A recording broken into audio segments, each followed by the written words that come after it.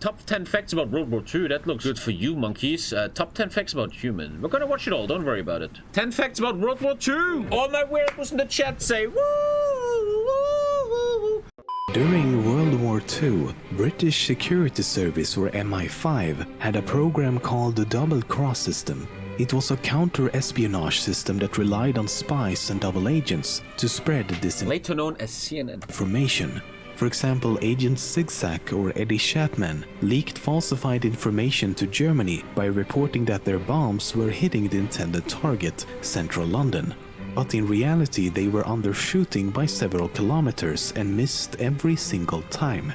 Because of this, the Germans never corrected their aim and continued to undershoot for the rest of the war. Damn. Another disinformation plan was Operation Mincemeat. The British attached falsified top-secret documents to a corpse and dumped it outside the coast of Spain. When the German High Command got a hold of the documents, they were fooled into believing that British forces planned to invade Greece and Sardinia and quickly moved to intercept. In reality, the intended target was Sicily, and the Allies took on the Axis powers by surprise. And while the Nazis had trouble identifying these spies and double agents, Britain's double-cross system was extremely successful. In fact, after the war, it was discovered that every single agent that Germany sent to Britain had either been apprehended or simply surrendered. The only exception was one agent who was never detected because he committed suicide. Dude, all wars based on deception, man. Sun Tzu, our boy, said that. An incredible amount of bombs were dropped during World War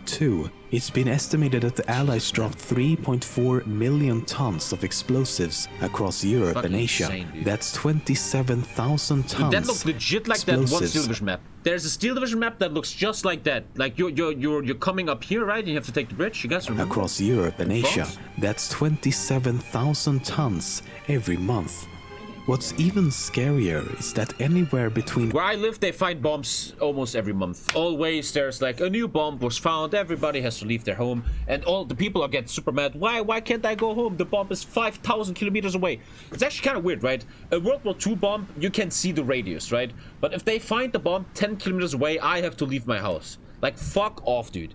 The bomb is not gonna reach till here, okay? I will take the risk. If I die, I am a dominant award, man. 5 to 15% never detonated, which means that they are still buried beneath our feet, waiting to explode at any given moment. In Germany alone, over 5,500 bombs are discovered every year. Construction workers here always find bombs. During the final months of the war, the horrifying Japanese unit called Unit 731 planned for a long-distance biological attack on the United States. The attack had no military value but was seen as a final attempt to dissuade the US from invading the Japanese mainland. They called it Operation Cherry Blossoms at Night. 5 submarines were to be sent across the Pacific Ocean, each carrying 3 aircrafts loaded with plague-infected fleas. The submarines would then surface near the coast of San Diego and launch several kamikaze attacks on the city. The plague would in turn infect people in the area and slowly kill off the population. But wouldn't the fleas die in the operation wreckage? was to be carried out on September 22nd, 1945. However, because the US used an equally devastating weapon, the atomic bomb, only a month before, Operation Cherry Blossoms at Night never took place. At the end of the war, Japan and Russia never signed a formal peace treaty ending hostilities, so between them, World War II is technically still ongoing. Like, who cares, right? It's like with Germany and stuff. Some people think we still have the Kaiser. And there's probably some crazy lunatics that are still sitting at home. We're still at war, guys. We're still at war. The word Nazi originates from the German word Nationalsozialist. However, when Hitler became the leader of the group in 1920, the original abbreviation for the National Socialist Party was NASUS, or simply NSDAP. But the word Nazi also derives from a Bavarian word meaning simple-minded or a foolish person. It's believed that this led opposers to instead favor the term Nazi, and the word eventually made its way back to Germany as well. I'm actually learning a lot here. The most successful German interrogator of World War II was a man named Hans Scharff. What's interesting is that despite all the horrible things that occurred during World War II, He never once used any torture techniques to conduct his interrogations. Instead, he treated prisoners with kindness and respect and pretended to be their friend. Hans was well known for taking his prisoners on a stroll through the nearby woods. But he didn't use these nature walks as a time to directly ask his prisoners obvious military-related questions, but instead relied on the prisoners' growing desire to speak to anyone outside of their isolated captivity. In doing so, prisoners often revealed bits and pieces of useful information Hans had been instructed to acquire, frequently without them ever realizing they had done so. His techniques were so successful that after the war he held lectures around the US, including the Pentagon, about his unusual interrogation strategies. This is generally fucking interesting information. In early 1940, the Nazis began their occupation of Denmark to facilitate a planned invasion of the strategically more important target, Norway. As the Danish government was unprepared and heavily outnumbered, the invasion only lasted a couple of hours until they were forced to surrender. Despite of this, Denmark managed to save almost their entire Jewish population. In 1943, Hitler ordered all Danish Jews to be arrested and deported. When the Danish resistance movement heard of this, they managed to secretly evacuate 7,220 of Denmark's 7,800 Jews to nearby neutral Sweden. During World War II, it was difficult for the Coca-Cola company in Germany to import the necessary syrup. And they created Fanta! Fanta was made by the Nazis. They needed to make Coca-Cola. To circumvent this, the head of Coca-Cola decided to create a new product for the German market using only ingredients available at the time. The new soda became Fanta. The name was taken from the German word for imagination, Fantasie. When Hitler visited Paris in 1940, the French cut the lift cables on the Eiffel Tower so that if Hitler wanted to visit the summit, he would have to climb all the 1,700... I stood right where he stood. If you ever go to Paris, maybe some people in chat know, if you go where he stands right now, people always go there and spit there and shit. They make pictures and they spit there. ...than 10 steps on his own. As a result of this, Hitler never climbed the Eiffel Tower, and it has been said that Hitler... Get trolled, man. We do a little trolling. It's called we do a little trolling. Freedom came to people of half a dozen nations. And with freedom... What it must have felt like winning World War II. Like, if you fought for the Allies and you have a wife or girlfriend at home and you come home after the war, how that feeling, man, must be unimaginable. Controversy and problems to be solved with their own free hands. That must be an unimaginable feeling. As the war came to an end, the Red Army marched into Nazi Germany and came across an horrific sight. During the 4.5 years of its existence, 1.3 million people were sent to Auschwitz. 1.1 million of them would never leave. The acts of inhumanity and cruelty conducted here cannot be expressed through words. But for many of those fortunate enough to be liberated, the nightmare had only just begun. Because there's legit motherfucking people on this planet that want that shit back, man. Like, if you can't even have enough empathy to realize that this happened, man, you are a lost cause and you... That shit. Female survivors fell victims of rape by their supposed saviors as they helplessly tried making their way back home. First of all, that's the wrong number. Tens of thousands of women across Europe were plainly raped to death as the Red Army marched on. It has infamously become known as the Rape of Europe. The ones who managed to return home in the hopes of continuing their normal lives were crushed to find their homes either destroyed or now owned by someone else. With no home, no belongings, no money, and many without relatives or friends as they had all been killed. And that is a time that my grandparents still felt and told me about. They were like 6-7 years old. War would find themselves struggling to survive long after the war had ended. Over the course of the war, Auschwitz was staffed by roughly 7,000 members of the German SS. Only 15% of whom were either killed or later convicted of war crimes. Isn't that insane? This is the truth. I don't care how dumb you are in chat, man.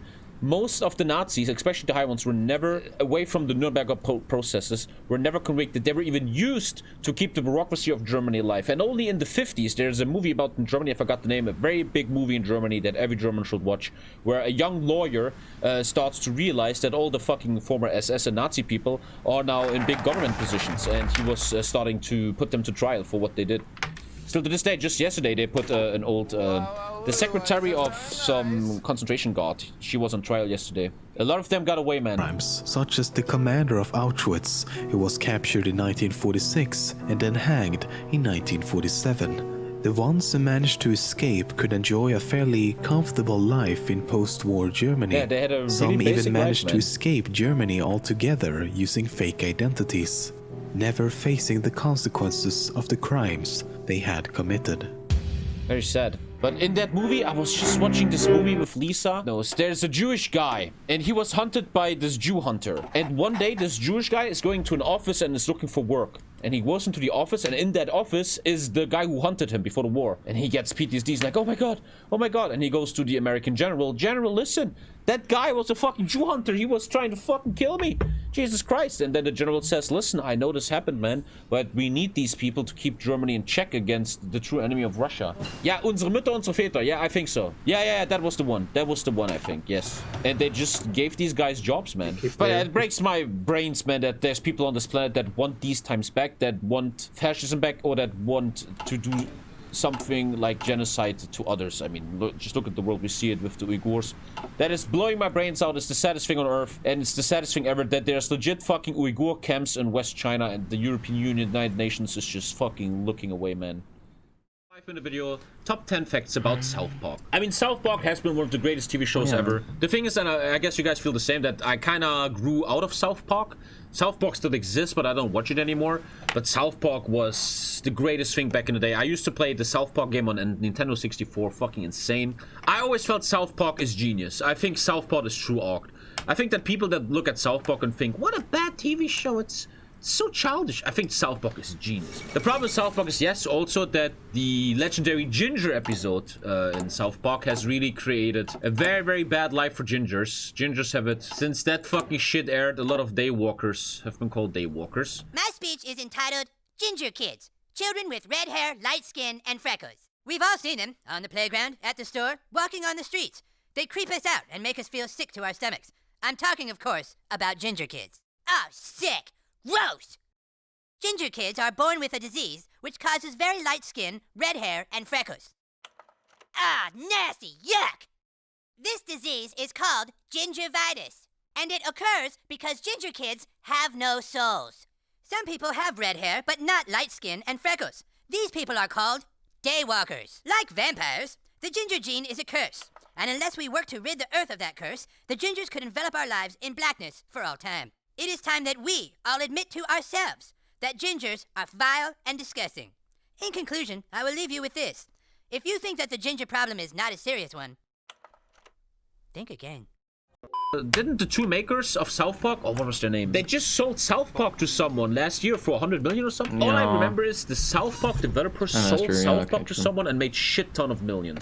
If you have a somewhat keen eye for detail, Stone, yeah. it's likely you've They made spotted so this much money, alien in several episodes throughout the show. It can even be seen in this image. think I developed most of the nations. Meme, you're gonna have a bad time. And it's often been said that the alien is in fact hidden somewhere in every episode of the show. There's an alien hidden in every episode. There you go, This I is actually not didn't know true. that. The show's So it's creators false. have stated that the alien is sometimes They also don't kill added Kenny during the anymore. last stages of production, and that they do not keep track of when they do so. So the alien is not in every episode, but it's not known South in Park, how man. many either. The South Park games are so sick. Stick of Truth and the other one The was so character good. Kenny is actually based on a real person, as series creator Trey Parker has mentioned that he had a childhood friend who was also named Kenny. He was And he always died. apparently Raider. one of the poorest Place kids Raider. in the neighborhood, and he always wore an orange coat that often muffled his voice. That's your He real would also Kenny, man. frequently This shit is skip based on you, school, man. causing his A classmates lot of to money you're jokingly missing say out. that he must have died. At the end of season 5, in the episode Kenny Dies, the running gag of having Kenny killed in almost every episode finally comes to an end, and he doesn't appear again until the last episode of the next season. However, the initial idea was actually to kill off Kyle. They felt that Kyle and and Stan was a little too similar, and they really wanted Butters to be part of the main characters crap, in they the wanted to kill show. Kyle? So originally Butters would have taken Kyle's place and not Kenny's. South Park is really quite unique compared to other animated shows in that each episode begins production only 6 days before it's aired. This allows them to cover topics and events only days after they happen, Man, 6 something days, other that's shows really just cool. can't Of do. course they will take What's them even up to more June. Yeah, what impressive the is fuck, that man? during the so The far Ginger Jew 17 should be seasons and replaced, 247 episodes, they have only missed the deadline once because of a blackout. In the intro for the show, all the main characters each sing a few lines, including Kenny. Kenny's lines, however, are as always very hard to make out, as his voice is of course muffled by his orange coat. But if you listen really closely, or like me, I just feel like back in the day, South Park was crazier. South Park, you know, you were a young kid, man, and you went to bed, and your parents said, but go to bed, but you didn't. You fucking turned on MTV, right? And you're watching South Park all night, man, and you didn't fucking understand it yet. read the transcript, But it was so you'll cool. hear that he says some pretty Back in the day, the 90s kids, man, in the early 2000s, you will go to bed and you will watch MTV, Jackass, Viva La Bam, Unholy Union, South Park. They had anime on MTV. There was Cowboy Bebop and shit. There was also Golden Boy, which kind of no comment, man, but that was the days, seen man. things. You For would example, watch MTV between all night, season man. 1 and 2, Just he random says, Jackass clips and shit. It was so cool. I like girls with big fat titties. I like girls with deep vaginas. and since the middle of season 10 and forward, he's been I didn't saying even ever see this entry yet.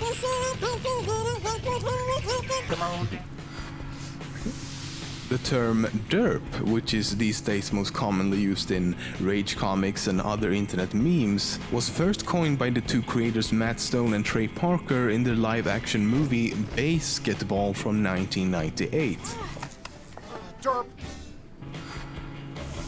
The South Park Warrior was sick, man. Operation Human Shield. Very funny movie. back During then. the shit production of the shitting episode It Hits the Fan, the shit script had a few shitty instances of the word shit. And Comedy Shitting Central would not allow the episode to air because of this shit. So Parker and Stone came up with the shit idea to, instead of using the word shit in a serious manner a couple of times and shit, they would overuse it until it just becomes shittingly shittish absurd shit. The idea was, of course, a long shot, but to their surprise, executives at Comedy Central felt the profanity could now be justified and decided to allow the uncensored episode to Oh, air. you're 50 years old, right? And Kinda, shit. almost. The pilot episode of the show with the glorious title Cartman Gets That was an the Anal pilot, yeah. Probe was actually animated almost entirely using paper cutouts and stop Yeah, they motion. used- back This in is the day, it because was the full creators paper, did man. not yet have a contract with Comedy Central and were short on money.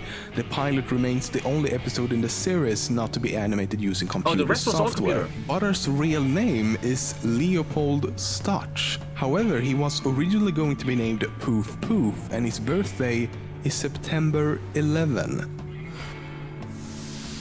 When the episode Trapped in the Closet was aired, which made fun of the show Greatest, maybe the greatest episode, man. Church of If you don't know that Scientology, episode, what are you including the doing, man? well-known member Tom Cruise, the church got kind of angry. Great In fact, so angry that they decided to get some retaliation by investigating both Stone and Parker to see if they could dig up some dirt to use against them. But they became pretty frustrated when they found The creators of South Park are more clean than Hollywood actors, politicians, and Scientology, man. That's the world we live in, man. nothing. Then again, you have to remember, these are the guys that make a living out of making cartoons about Steven Spielberg and George Lucas raping Harrison Ford, or Cartman tricking someone into eating Maybe that his was dead the best parents, episode. Once again, the ginger was the bully, right? The ginger is the or one getting killing fucked. all kinds of people and beings and stuff, or talking poop. It's the hanky what, man. Like, what can you really expect to find to top that? Mr. Hanky, the Christmas poo.